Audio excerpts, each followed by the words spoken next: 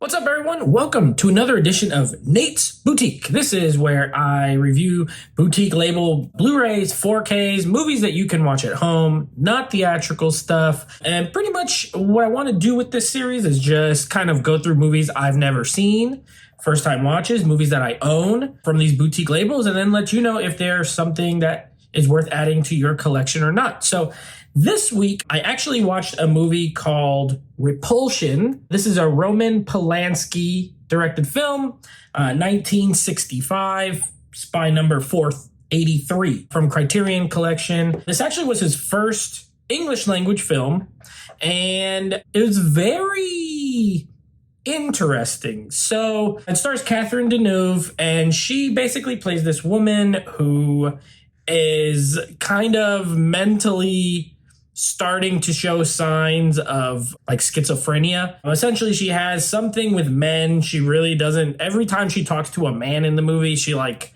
doesn't even, it's almost like she's scared of them pretty much. She doesn't like them. She hates them. So her sister ends up going on a trip. They own an apartment in England, and her sister goes on a trip, leaves her home alone. And from there, it's kind of a spiral into this insanity of this woman. As far as the positives go, I will say it is very well directed. Roman Polanski, real life issues aside, at this time, a very talented filmmaker. This is pre-Rosemary's Baby, obviously, which I think is a great film. Amazing film. He was technically some really great stuff in this visually, even for the time, like mid 60s. Some of the stuff he did with the apartment, like there's moments where she'll like flick a light switch, let's say, and the wall will like crack and open a little bit. And for the time, it was very impressive. And there's a lot of cool visual stuff he does, especially in the descent, into madness, I guess, that I found interesting. I think Catherine Deneuve is really good in it, playing this character. I mean, not amazing. There are times where it's a little bit like, it's not the best. But overall, I think she did a good job. Yeah, the visual style of the film, most of it is style for me because, to be completely honest, I did not love this movie. It is an hour and 40 minutes. And for about 45 minutes, nothing happens. Like, this lady goes to work. She interacts with a couple of people. She interacts with her sister. She interacts with the sister's boyfriend. She interacts with people at her job. She walks the streets. She goes to lunch. She's just pretty much living her life. There's minimal signs of what's to come later, to be honest. So the first 45 minutes, I was like, I don't know when this is going to pick up. But right now, I'm a little bit bored. There's a moment at about 47 minutes that kind of is like, not a jump scare, but I guess it's kind of like a jump scare.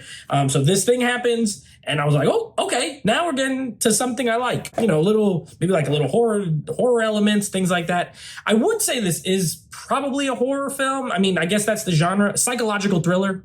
Maybe psychological thriller more. But it has this, cool little jump scare. And then from there, it just proceeds to get weirder and weirder. In a way, it's like I respect it. I see what they were going for, but I was not entertained at all. And that's not the point. I don't think it's meant to be like a super entertaining movie, but I don't know. Even just that first half kind of set me back so much.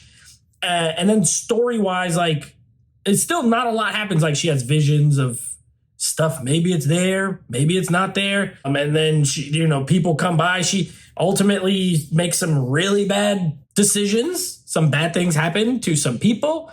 Some bad things happen to her. I'm trying not to spoil here. So it's just, I don't know. I didn't love it. It's very artsy.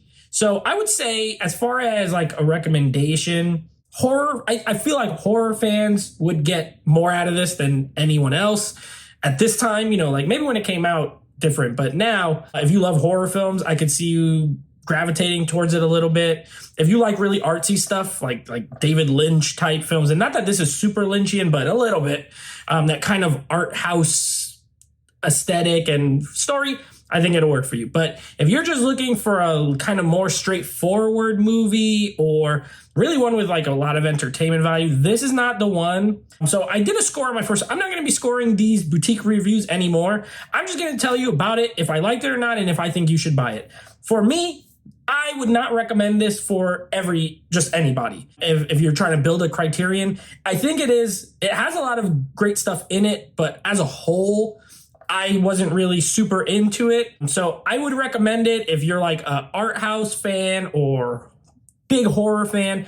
Other than that, might be a skip. I'm not sure if I'm going to keep it. I don't ever see myself watching it again. So anyway, Repulsion, check it out. If that sounds interesting to you, give it a watch. Otherwise, maybe buy something else when it's one of those Criterion sales. Of course, if you've seen this movie, let me know in the comments down below if you agree with me, if you disagree with me. Most people disagree with me, I'm sure, because this thing has like a 95% on Rotten Tomatoes. But let me know in the comments. Give me a like if you enjoyed the video. And of course, don't forget to subscribe. Every week, we will be having new boutique reviews, theatrical reviews, unboxings, live streams. So make sure you're subscribed and hit that notification icon. Until next time, take it easy.